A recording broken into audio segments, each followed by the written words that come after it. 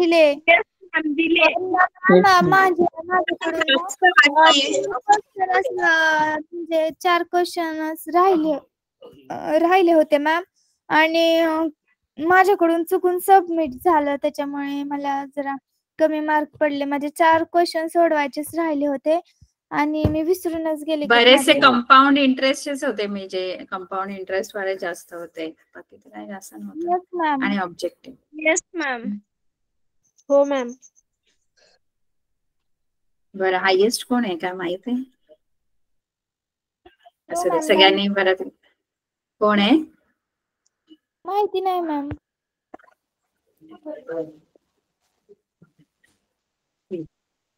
आज आता मॅथ्स 2 चा चांगला अभ्यास करा. Yes ma'am.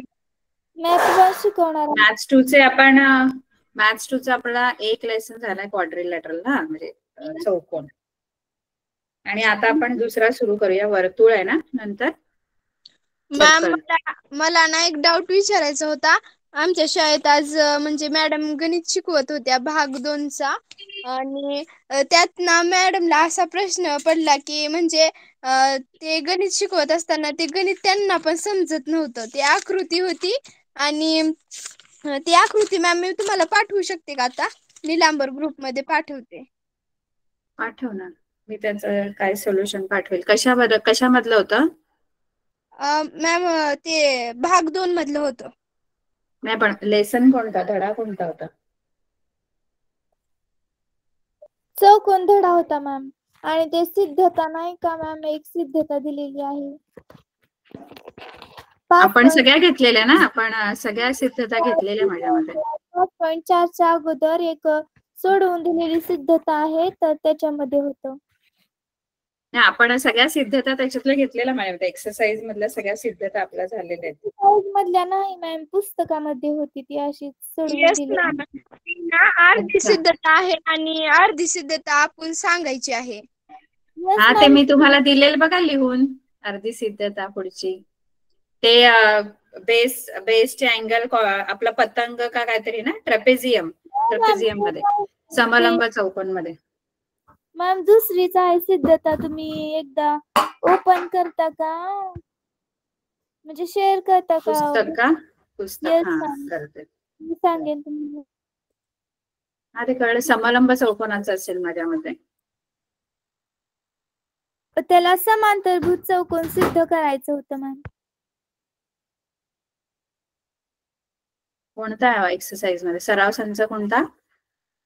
मॅम वरती आहे, सराव संच 5.4 च्या अगोदरची सिद्धता आहे मॅम ती. ठीक आहे, याच्यातली 5.3 मधली.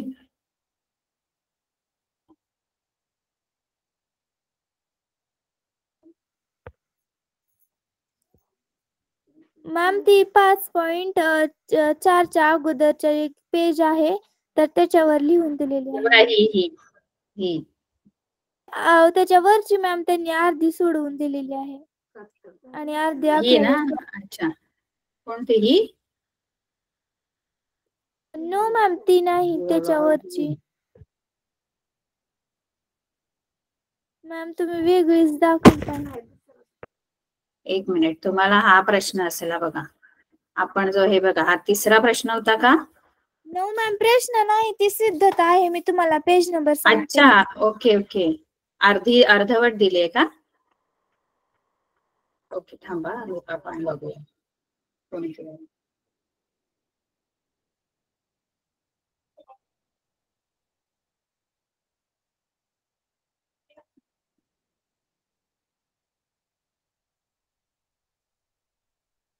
ही का बॉक्स वाली? नो मॅम, ती पण नाही, मी सांगते तुम्हाला आता. हा, पेज नंबर सांग जरा.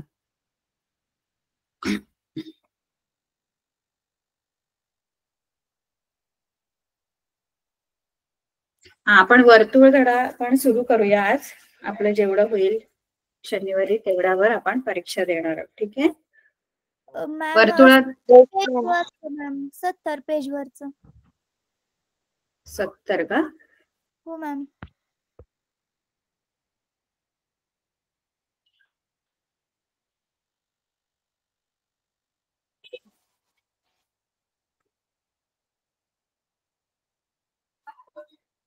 ही ना, तेच मगाशी तुम्हाला दाखवत होते.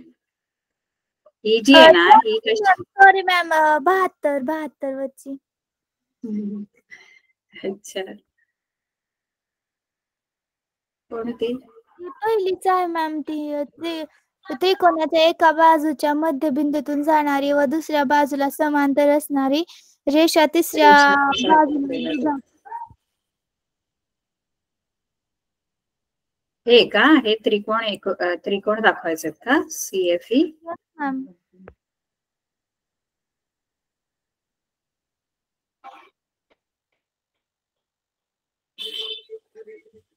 ही आपण बघितलेली का सिद्धता? मॅम मी तुम्हाला पाठवले. त्यांनी ना मॅमनी नुसतं त्या म्हणजे जो आकृती आहे ना त्याचे नाव चेंज केलेत. बर, इथे आपल्याला मॅम तुम्ही त्रिकोणाच्या एका बाजूच्या मध्यबिंदूतून जाणारी आणि दुसऱ्या बाजूला समांतर असणारी रेषा तिसऱ्या बाजूला दुभागते. ही आणि ही समांतर आहे. म्हणजे मॅम EC ला समांतर आहे हे दाखवायचं. नाही, एकरूप आहे, एकरूप. AE आणि EC सारखे आहे हे दाखवायचं. एकरूप आहे हे आणि दाखवायचं. पुढची सिद्ध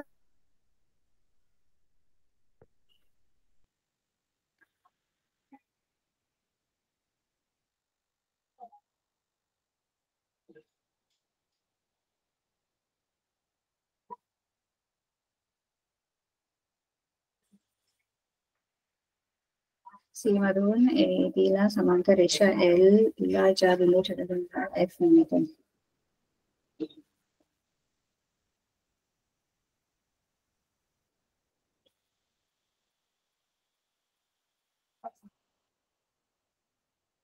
मॅम इथे विक्रम कोण बनतोय? A आणि C हा विक्रम कोण आहे? Yes ma'am.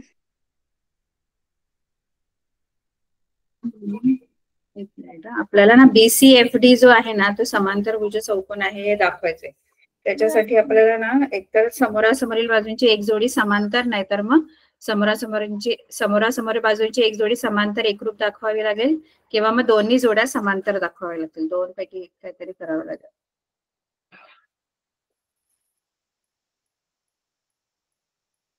आपल्याला AEC ना, एक मिनिट. DBC ला समांतर आहे, म्हणजे DF पण BC ला समांतर असणार.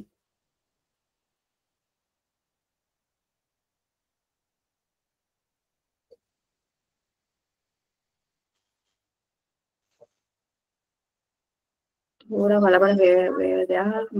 DE okay ma'am. हा मध्यबिंदू जर असेल ना DF चा, तर मग सिद्ध होऊ शकतं, पण ते आपल्याला दिलेलं नाहीये. या दोन रेषा समांतर आहेत.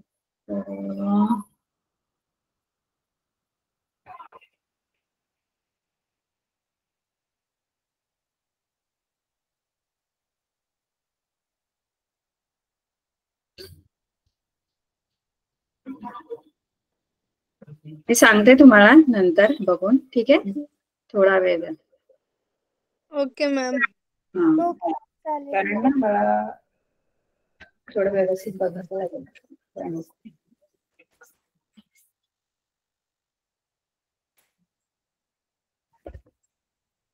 आपण हे गणित घेतलं नव्हतं का? अच्छा, ही सिद्धता व्यत्यास आहे त्याचा माझ्या मते प्रमेयाचा. त्रिकोणाच्या दोन बाजूंच्या मध्यबिंदूच्या प्रमेयाचा व्यत्यास आहे. तिसऱ्या बाजूला दुभागते मध्यबिंदू आहे.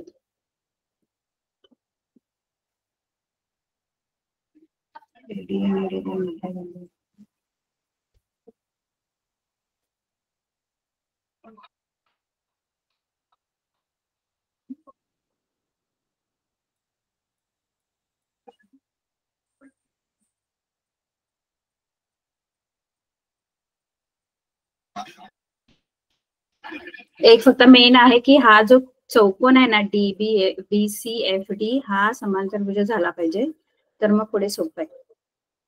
पण हा समांतरभुज होण्यासाठी काय करावं लागेल?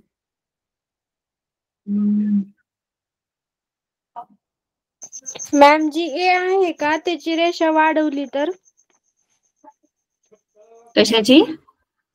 ए ची मॅम रेषा वाढवली तर? मॅम जर आपण ए बी ही छेदिका केली तर आणि व्युत्क्रम कोण होईल मॅम? ए आणि सी हा व्युत्क्रम कोण होईल? मॅम मी तसं नाही म्हणत. नाही तर जी आपल्याला रचना जी आहे ना, रचना थोडी आपण जर अशी घेतली ना की हा जो डीई म्हणजे एफ जो आहे ना तो असा घ्यायचा की डी आणि ई एफ सारखं होईल. डी आणि ई एफ सारखं झालं.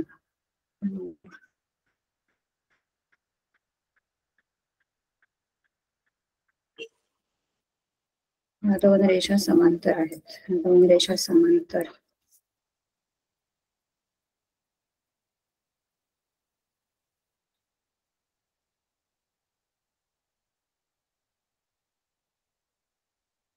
सांगते मी तुम्हाला.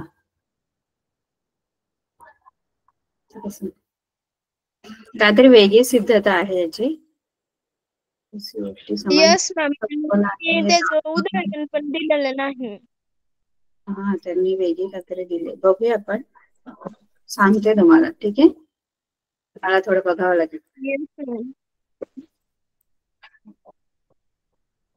पुढचं हे सोपं आहे. दोन त्रिकोण एकरूप होऊ शकतात, पण त्यासाठी तो चौकोन जो आहे ना तो समांतरभुज चौकोन सिद्ध करता आला पाहिजे आपल्याला.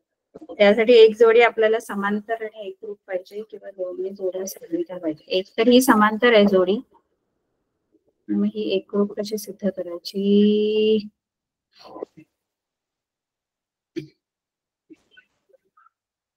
ठीक आहे, आपण आधी पुढचं घेऊ वर्तुळ. तुम्हाला सांगते मी, ठीक आहे. ओके मॅम, चालेल. तर वर्तुळामध्ये ना आपल्याला बेसिक ज्या डेफिनेशन आहेत त्या आपल्याला माहित पाहिजे, बरोबर. म्हणजे वर्तुळाची त्रिज्या, वर्तुळाचा व्यास है ना, त्यानंतर वर्तुळाची जीवा. आता ही आकृती आहे, याच्यामध्ये त्रिज्या कोणत्या कोणत्या आहेत? त्रिज्या कोणत्या दिसतात आकृतीमध्ये? पी ए आणि बी सी. पी ए आणि B C. B C. B C त्रिज्या आहे. त्रिज्या कोणत्या असतात बघा? त्रिज्या म्हणजे केंद्रबिंदू. हो मॅम, बी सी जीवा आहे आणि पी बी त्रिज्या आहे. नाही बघा, एक मिनिट मी सांगते बघा. जीवा आहे. त्रिज्या काय असतात ते सांगते आधी, ऐकायचा. त्रिज्या म्हणजे काय? तर वर्तुळाचा केंद्रबिंदू आणि वर्तुळावरील एक बिंदू, म्हणजे केंद्रबिंदू आणि वर्तुळावरचा कोणताही बिंदू, केंद्रबिंदू आणि वर्तुळावरचा कोणताही बिंदू जोडला ना की अशा ज्या तयार होतात ना त्या त्रिज्या तयार होतात. म्हणजे केंद्रबिंदू आणि वर्तुळावरचा कोणताही बिंदू यांना जोडणारा जो रेषाखंड आहे तो त्रिज्या असतो. केंद्रबिंदूला वर्तुळावरचा एक बिंदू आणि केंद्रबिंदू यांना जोडलं ना आपण की जी बनते ती काय आहे? त्रिज्या बनते. कोणत्या त्रिज्या दिसतात? P C, P A, P D. PC एक त्रिज्या आहे, पीए एक त्रिज्या आहे आणि पीडी ही एक त्रिज्या आहे, है ना? Yes ma'am. हे पीडी या त्रिज्या आहेत. आता जीवा म्हणजे काय? तर जीवा म्हणजे वर्तुळावरचे दोन्ही बिंदू वर्तुळावरचेच घ्यायचे आणि जोडायचे. बी सी आहे केंद्र. तर असे वर्तुळावरचे दोन बिंदू जोडले आपण, कोणतेही दोन बिंदू, किती बनते? जीवा. कळलं? म्हणजे जीवा किती आहे? बीसी. बीसी जीवा आहे बघा. बीसी जीवा आहे आणि डीसी पण जीवा आहे. डीसी पण जीवा आहे, कारण डी आणि सी दोन्ही वर्तुळावर आहेत, बरोबर आहे. आणि डी आणि सी आपण जोडले म्हणजे ती पण जीवाच आहे. डीसी तर जीवा आहेच, डीसी पण जीवा आहे. पण डीसी जी जीवा आहे ती जीवा आणि डीसी याच्यामध्ये काय फरक आहे माहितीये? डीसी जी जीवा डीसी जीवा आहे ते मध्यबिंदूतून जाऊन केंद्रातून जाते, केंद्रबिंदूतून जाते. जी सीडी किंवा डीसी जी जीवा आहे ना ती केंद्रातून जाते, आणि जी जीवा केंद्रातून जाते ना त्या जीवेला आपण व्यास असं म्हणतो. व्यास. हा, डायमीटर असतो. जी सेंटर मधून जाणारी कॉर्ड असते ना ती डायमीटर असते. म्हणजे काय थोडक्यात की डायमीटर जी आहे ती कॉर्ड असते. हा, डायमीटर काय असते? कॉर्ड असते. म्हणजे व्यास जी आहे ती जीवा आहे खरं तर, पण तिला व्यास वेगळं नाव का दिलेलं आहे? व्यास का म्हटलेलं आहे? कारण ती केंद्रातून जाणारी जीवा आहे म्हणून तिला आपण म्हणतो.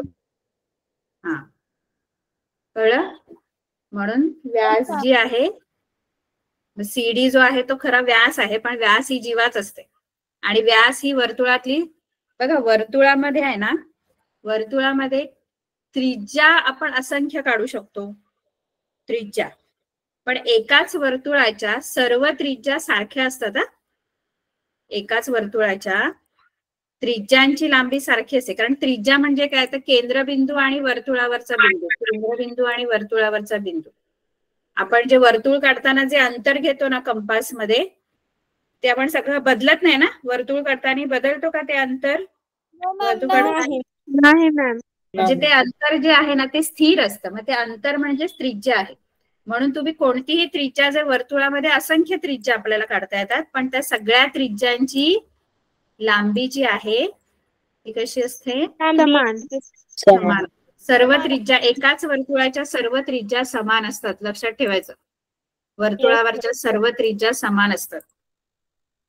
जीवांचं तसं नाहीये. जीवा बघा, आता कोणतेही दोन बिंदू जोडले की जीवा, ही पण जीवा आहे, त्यानंतर ही जीवा आहे, ही जीवा आहे, है ना, आणि व्यास पण जीवा आहे एक. मग त्यात जीवांची लांबी बघा कशी आहे, सारखी दिसते का? जीवा वेगवेगळी, मोठे आहेत, लहान मोठे आहेत.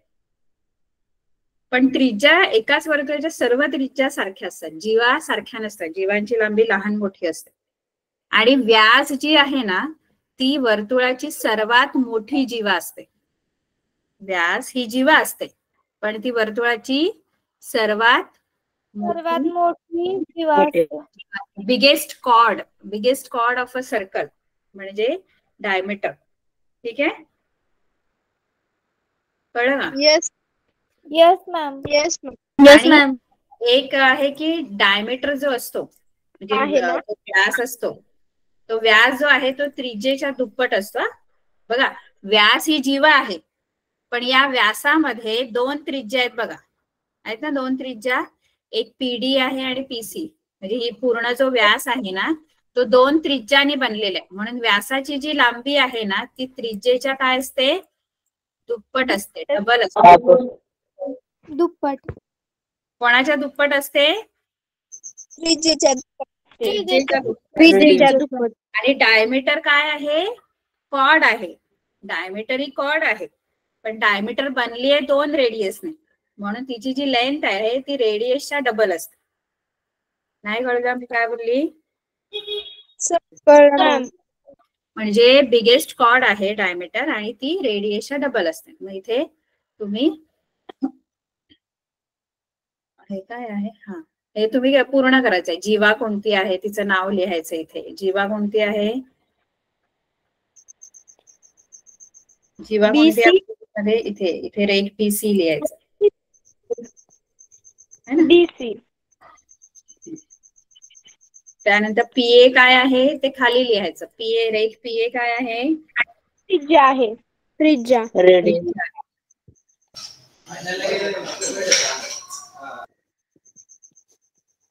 त्यानंतर अजून व्यासाचं नाव इथे लिहायचं वरती.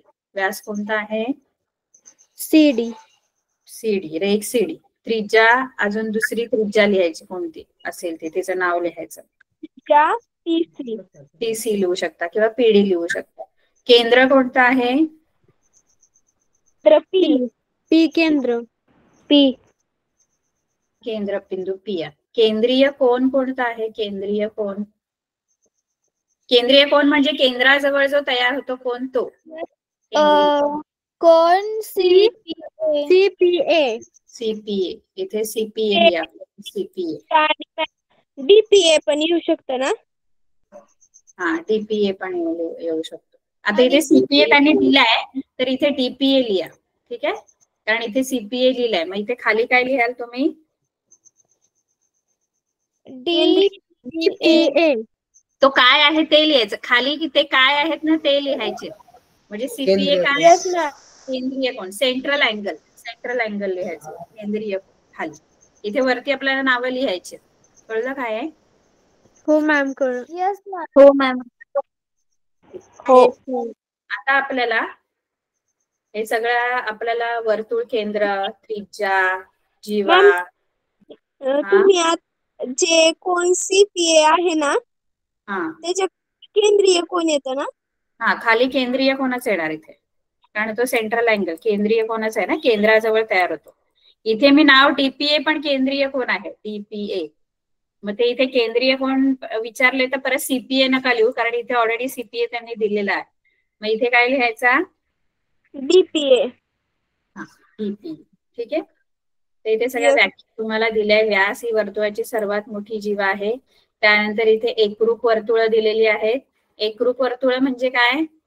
तर दोन अशी वर्तुळ किंवा कितीही वर्तुळ असतील, त्यांची त्रिज्या जर समान असेल ना, म्हणजे एक मी वर्तुळ काढलं 3 सेंटीमीटर त्रिज्येचं आणि दुसरं पण मी 3 सेंटीमीटर त्रिज्येचंच वर्तुळ काढलं, तर ती दोन्ही वर्तुळ काय आहेत? समान मापाचे. समान मापाचे आहेत. एकरूप वर्तुळ, कॉन्ग्रुएंट सर्कल्स आहेत ते. एकरूप वर्तुळ म्हणजे एकरूप वर्तुळ कोणाला म्हणायचं? ज्या वर्तुळांची त्रिज्या समान आहे ना, ज्या वर्तुळांची त्रिज्या समान आहे त्यांना आपण काय म्हणतो? एकरूप वर्तुळ.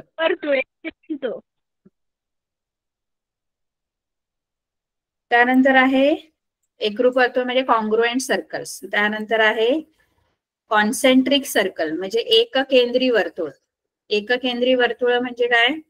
तर असे अनेक वर्तुळ, पण काढताना आपण ते केंद्रबिंदू एकच ठेवतो. त्रिज्या वेगवेगळ्या असू शकतात. म्हणजे आधी आपण छोटा सर्कल काढला, मग नंतर केंद्रबिंदू तोच ठेवतो, नंतर त्रिज्या वेगळी घेतो, त्रिज्या वाढवतो, दुसरा वर्तुळ काढला, केंद्रबिंदू तोच, तिसरा वर्तुळ काढला. त्रिज्या वेगवेगळ्या असतात, पण केंद्रबिंदू काय आहे? एकच असतो.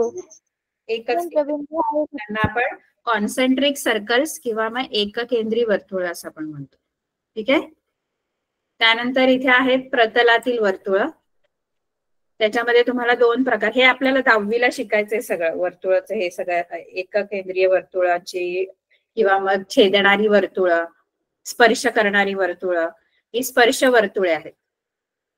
स्पर्श वर्तुळे म्हणजे ते फक्त एका बिंदूत 2 वर्तुळ आहेत, ती एका बिंदूत काय करतात? एकमेकांना फक्त स्पर्श करतात.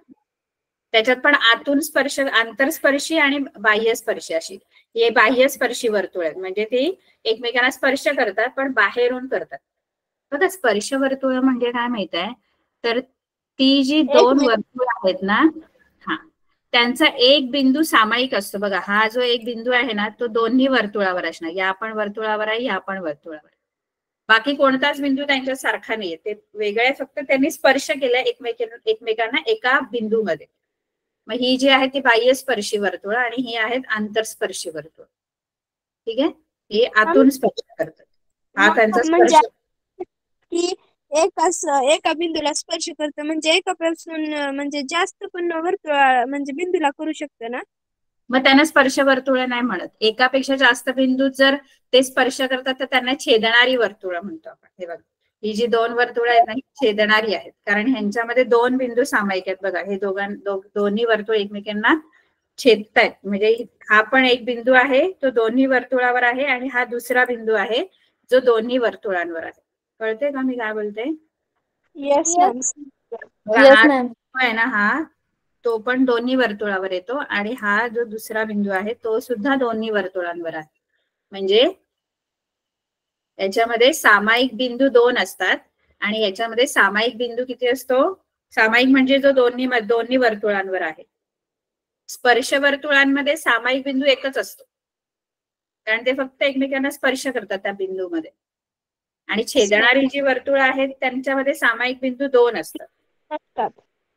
कळलं? Yes ma'am.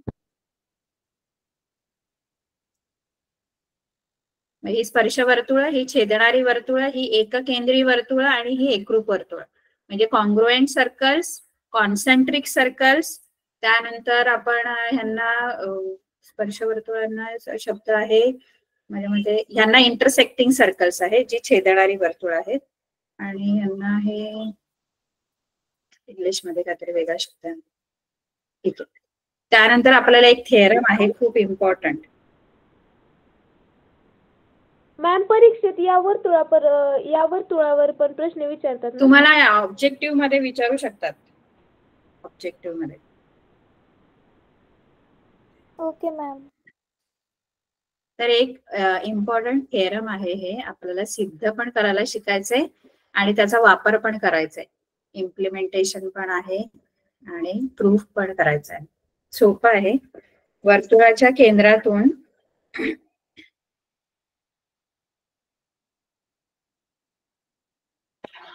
केंद्रातून जीवेवर काढलेला लंब जीवेला काय करतो? दुभागतो. म्हणजे काय आहे?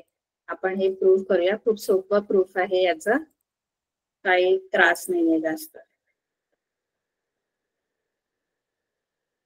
आपल्याला एक वर्तुळ आहे, वर्तुळाच्या जीवेवर जीवा आहे, वर्तुळाच्या जीवेवर काढलेला लंब, केंद्रातून काढलेला लंब जीवेला दुभागतो.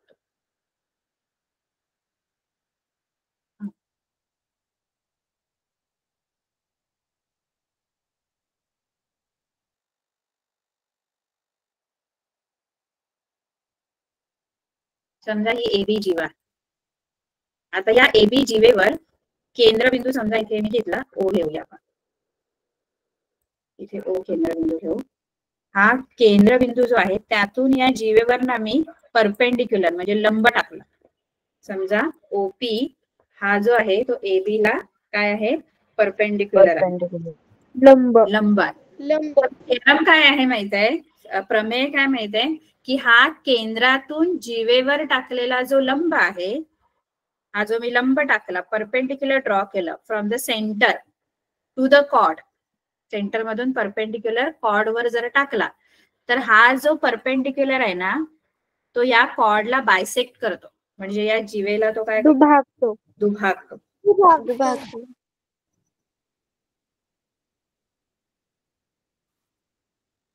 तर हे सिद्ध करायचंय आपल्याला. आपल्याला काय सिद्ध करायचंय की माहित आहे? तो दुभाग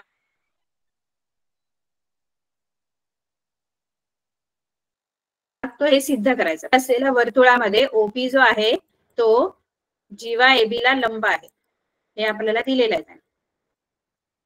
जीवा एबीला परपेंडिक्युलर आहे हे गिवन आहे. आणि मला सिद्ध काय करायचं माहित आहे?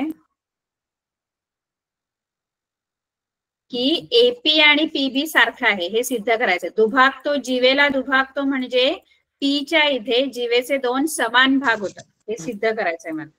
म्हणजे एपी आणि बीपी कसं आहे? सारखं आहे, हे मला प्रूफ करायचंय. कळलं का?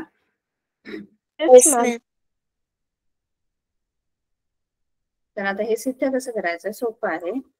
आपल्याला सिद्धतेसाठी आधी फक्त रचना एकच करायची आहे की एक त्रिज्या काढून घेऊ. दोन त्रिज्या काढायचे, कारण दोन त्रिकोण आपल्याला सिद्ध करायचे. एक रो बघा, त्रिज्या ओए आणि त्रिज्या ओबी काढा. या दोन त्रिज्या काढून घ्यायच्या. त्रिकोण दोन तयार करायचे. दोन त्रिकोण तयार झाले इथे. हो मॅम.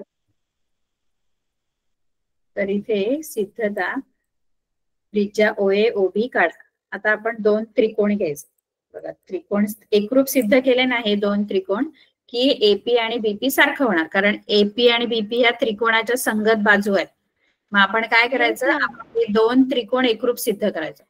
दोन त्रिकोण एकरूप सिद्ध करण्यासाठी आपल्याला कसोट्या आहेत. एकतर बाकोबा कसोटी किंवा कोबाको कसोटी किंवा मग बाबाबा कसोटी, किंवा जर काटकोन त्रिकोण असतील तर कर्णभुजा कसोटी, हायपोटेनस साइड टेस्ट आपण वापरू शकतो.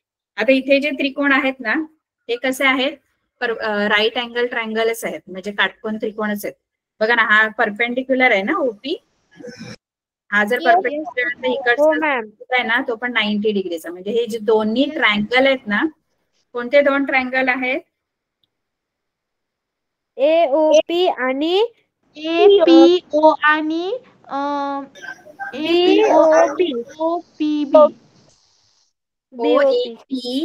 ओ ए पी बोला आणि दुसरा ओ बी टी किंवा मग ओ पी ए बोलला तर दुसऱ्या त्रिकोणाचं नाव पीओबी. OBP. नाही, आपण समजा या त्रिकोणाचं नाव ओ पी ए घेतलं ना तर याचं ओ पी बी घ्या आणि जर या त्रिकोणाचं ओ ए पी घेतलं ना तर या त्रिकोणाचं काय घ्या? बीओपी. नाही, ओ पासूनच सुरुवात करायची. ओ ए पी OPB. नाही. बघा पी. त्रिकोण ओ ए पी घेते मी, समजा ह्या त्रिकोणाचं नाव ओ ए पी. मग दुसऱ्या त्रिकोणाचं नाव तशीच संगती तीच ठेवायची. जसं ओ ए पी आहे ना तर या त्रिकोणाचं नाव मी काय घेणार? OBP. हा, त्रिकोण ओ बी पी. आणि जर तुम्ही या त्रिकोणाचं नाव ओ पी ए घेतलं ना, ओ पी ए, तर दुसऱ्याचं ओ पी बी घ्या. कळलं का? यस मॅम, समजलं. तर आता या दोन त्रिकोण काटकोन त्रिकोण आहेत. हे या काटकोन त्रिकोणात आपण कर्णभुजा कसोटी शक्यतो आपल्याला मिळते का बघायचं. कर्ण कोणते आहेत? दोन त्रिकोणातले कर्ण कोणते आहेत? AO आणि OB. BO आणि AO. OA आणि OB. ठीक आहे, OA आणि OB हे दोन्ही कर्ण आहेत. त्रिकोणाचे काय आहेत? कर्ण, हायपोटेनियस आहेत. राईट अँगल ट्रायंगलचे हायपोटेनियस. आता मला सांगा, हे राईट अँगल ट्रायंगलचे हायपोटेनियस आहेत पण ते सर्कलचे काय आहेत? सर्कलच्या काय आहेत त्या? रेडियस, त्रिज्या आहेत. आणि एकाच वर्तुळाच्या त्रिज्या कशा असतात? एकरूप असतात. आपण पहिलं लिहू शकतो, रेख सेगमेंट OA कॉन्ग्रुएंट, म्हणजे आपल्याला हायपोटेनियसची पेअर कॉन्ग्रुएंट मिळाली. बघा, ट्रायंगल मध्ये ते हायपोटेनियस आहेत पण सर्कलच्या त्या रेडियस आहेत म्हणून त्या कॉन्ग्रुएंट होणार. बरोबर ना? OB. कारण एकाच वर्तुळाच्या त्रिज्या. कळलं का?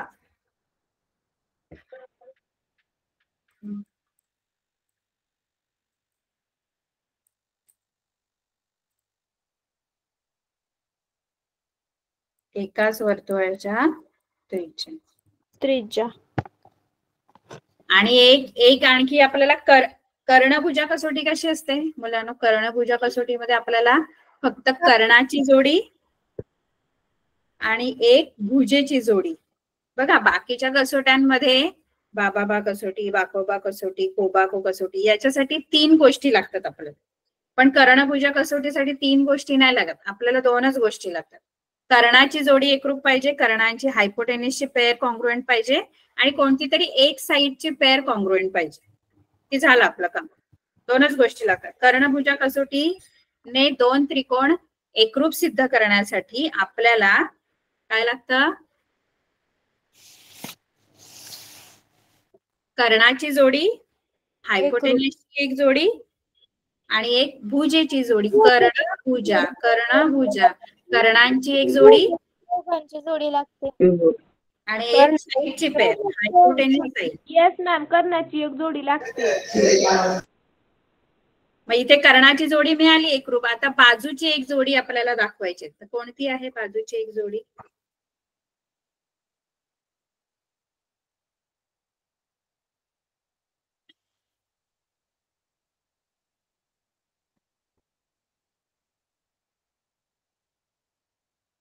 एक कॉमन साइड आहे बघा 2 ट्रायंगल मध्ये. OP. ती घेऊ शकता तुम्ही. रेख OP एकरूप रेख OP.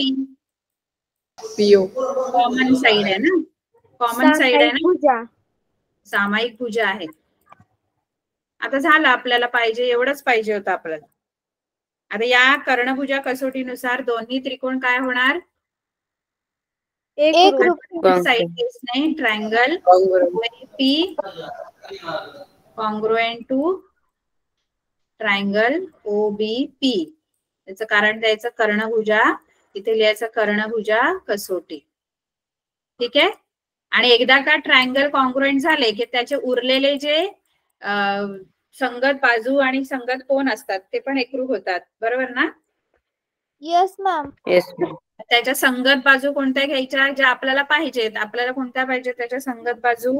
PA आणि PB. बरोबर, PA आणि PB. म्हणून रेख PA आणि रेख PB दोन्ही पण काय होणार? कॉन्ग्रुएंट होणार. सॉरी, पहिला PA येणार मग रेख PB, कारण ट्रायंगलचं नाव पहिलं OAP लिहिलं ना. मॅम असं मागं पुढे लिहिलेलं नाही का चलत? म्हणजे नाही, A आधी लिहा, कारण ट्रायंगल आपला A आहे, OAP पहिला आहे ना. मग रेख PA एकरूप रेख PB. तर ट्रायंगलची जशी नावं तशी त्याच्या संगत बाजूंची नावं लिहायची. एकरूप त्रिकोणांच्या संगत बाजू CSCT, corresponding sides of congruent triangle. बरोबर आहे? येस. ठीक आहे. बघा, हे थिअरम आपलं सिद्ध झालेलं सेम तेच आहे. काही जास्त तेच नावं पण तेच घेतली. मला वाटतं मी वेगळी नावं घेतली. ठीक आहे, कळलं? एवढीच आहे आपली सिद्धता. कळलं की नाही? हो मॅम, कळलं. हो मॅम. पुढचा पण होतो आपला प्रमेय. पुढचं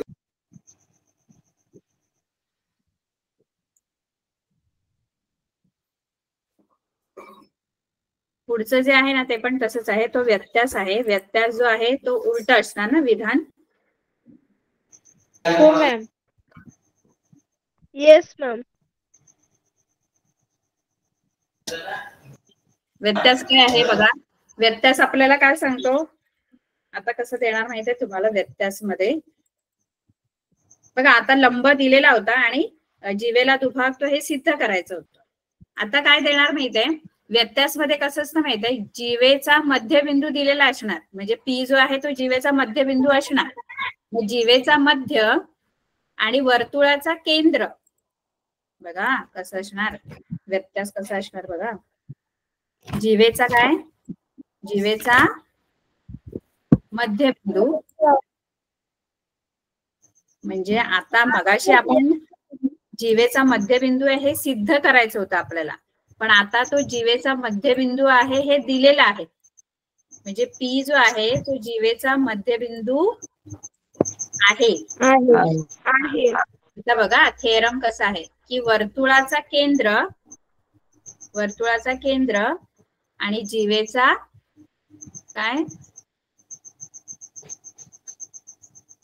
जीवेचा मध्यबिंदू यांना जोडणारा जो रेषाखंड आहे तो जीवेला लंब असतो हे सिद्ध करायचं. म्हणजे इथे 90 अंशाचा कोन आहे हे आपल्याला प्रूफ करायचंय. 90 डिग्रीचा अँगल.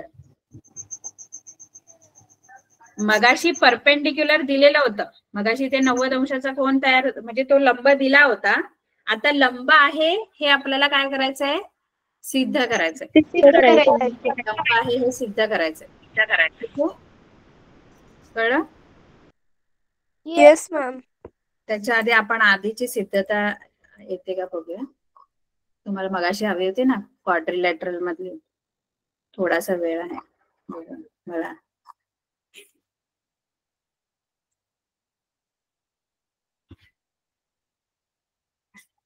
आहे हे मी नीट ना वाचले नाही. आता मला कळलं.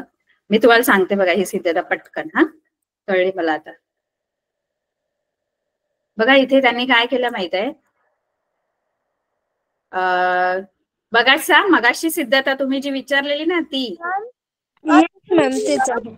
समजावून सांगा आणि नंतर ही लिहून आम्हाला ग्रुपवर सेंड करा. नाही, मी तुम्हाला समजावते ना मग लिहून पाठवते. ठीक आहे? Yes ma'am. ते पहिल्यांदा समजावून मला असं कळलं असं कसं मला येते नाही कशी काय हे होत. ठीक आहे. बिंदू डी मधून जाणारी, आता हे दिलेलं आहे हा, म्हणजे डी मधून जाणारी ही रेषा एल जी आहे ती बीसी ला समांतर आहे हे दिलेलं आहे. ठीक आहे. आणि रचना मी मगाशी नीट वाचली नाही, रचनामध्ये दिलेलंच आहे आपल्याला की सी मधून आहे ना, सी मधून आपण आहे ना AB ला पण समांतर रेषा काढायची, ही रचनाच करायची. म्हणजे ही जी CF आहे ना ती या AB ला समांतर आपल्याला काढायची आहे. AB ला समांतर काढायचे. ऑलरेडी पक्षामध्ये आपल्याला काय दिलं होतं, पक्षामध्ये दिलं होतं की पक्षामध्ये आपल्याकडे काय आहे की ही जी DE आहे ना किंवा ही DE ला पुढे जाऊन जी L रेषा आहे ना ती BC ला समांतर आहे. म्हणजे DE आणि BC समांतर आहे हे ऑलरेडी आपल्याकडे आहे. कळतंय का? DE आणि BC हे आपल्याकडे आहे आधीच पक्षामध्ये. आता मी रचना काय केली आहे, रचना काय करायची की C मधून, या बिंदू C मधून CF अशी काढायची आहे की ती या AB ला काय व्हायला पाहिजे, समांतरच व्हायला पाहिजे. बघा समांतर व्हायला पाहिजे, पॅरललच व्हायला पाहिजे. बिंदू C मधून रेख AB ला समांतर रेषा काढा आणि ही रेषा L ला बिंदू F मध्ये छेदते. म्हणजे ज्या बिंदूत L ला छेदते तो F बिंदू आहे. म्हणजे हे आपण रचनामध्येच केलं. म्हणजे ही AB आणि CF समांतर आहे आणि DF आणि BC ही ऑलरेडी पक्षामध्ये आपल्याला दिलेली होती समांतर. झालं ना आपला समांतरभुज चौकोन. येस मॅम, झाले गेल्या धड्यातच. जोडी जी आहे ती पक्षामध्ये समांतर दिली होती आणि दुसरी जोडी जी आपण रचनामध्ये तशी रचना केली की जेणेकरून CF जी आहे ती AB ला समांतर होईल. मग तसं जर असेल तर हा जो चौकोन आहे हा समांतरभुज चौकोन होणार आहे. बरोबर आहे? कारण ज्या चौकोनाच्या समोरासमोरील बाजूच्या दोन्ही जोड्या समांतर असतात, अपोजिट साइडच्या दोन्ही पेअर पॅरलल असतात, तो काय असतो? समांतर चौकोन. हा जो चौकोन आहे BCFD तो काय होईल? समांतरभुज चौकोन. ठीक आहे. आता समांतरभुज चौकोनाच्या समोरासमोरील बाजू एकरूप असतात. बरोबर आहे? आता हा समांतरभुज चौकोन झाला. मग DB जी आहे DB कोणाला एकरूप असणार या चौकोनामध्ये? DB ची समोरील बाजू कोणती? मग DB आणि FC एकरूप असणार. बरोबर आहे? आता DB आणि FC जर एकरूप असेल, पण आधी आपल्याला पक्षामध्ये दिलेला आहे की AD आणि DB एकरूप आहे कारण तो मध्यबिंदू आहे. AB चा मध्यबिंदू D आहे हे पक्षामध्ये दिलेलं आहे. म्हणजे AD आणि DB ऑलरेडी एकरूप आहेत. बरोबर आहे? AD DB ला एकरूप आहे आणि DB FC ला एकरूप आहे.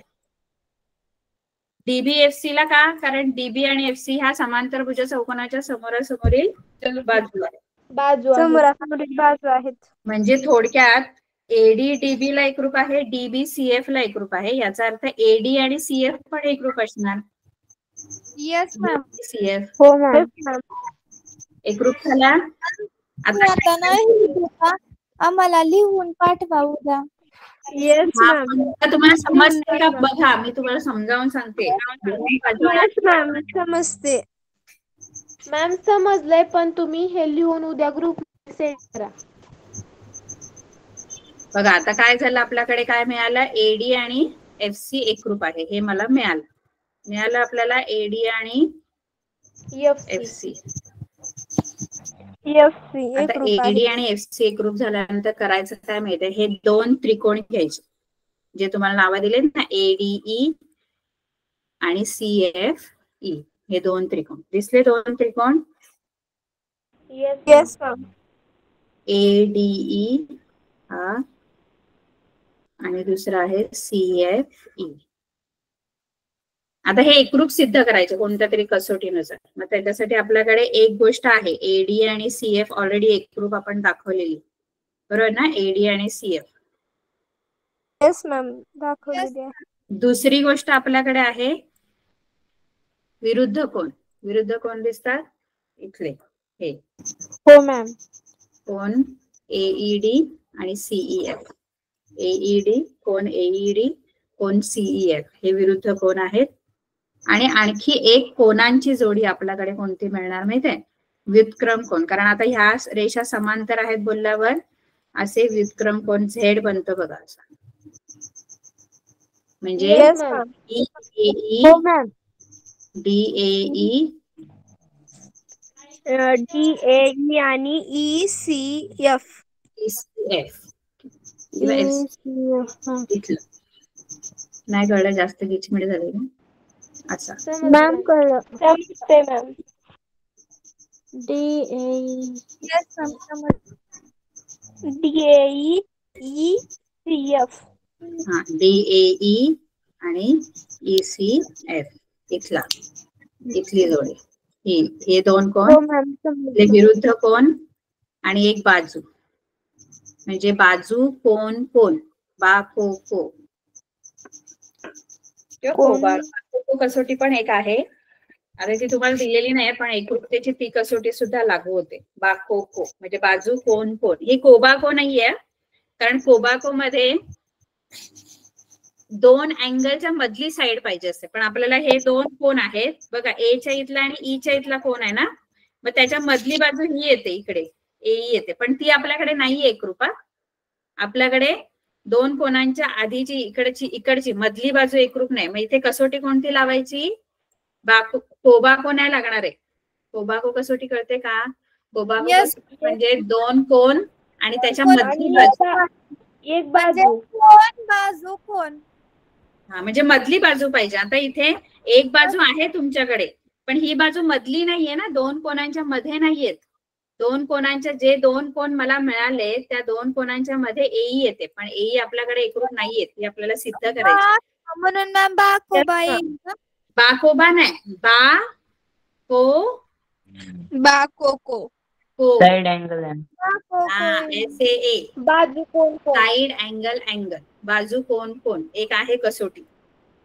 ठीक आहे, येस मॅम. त्या कसोटीनुसार दोन्ही ट्रायंगल एकरूप होणार. दोन्ही त्रिकोण एकरूप झाले की त्याच्या संगत बाजू एकरूप असतात, म्हणून एई आणि या त्रिकोणाची सीई या एकरूप होणार. Yes ma'am. आणि एई आणि सी एकरूप झाले याचा अर्थ एसी ला हा ई जो आहे तो मध्यबिंदू होणार. हे आपल्याला सिद्ध करायचं, एई बरोबर EC.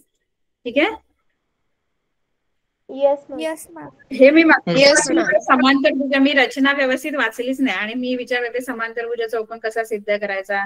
मुळात त्यांनी रचनामध्येच ते सिद्ध करू, म्हणजे समांतर दुसरी जी जोडी आहे ती समांतरच काढायला सांगितली रचनामध्ये, त्यामुळे तो लगेच आणि समांतरभुज. हे गणित पण थोडं कन्फ्युजिंग असं आहे.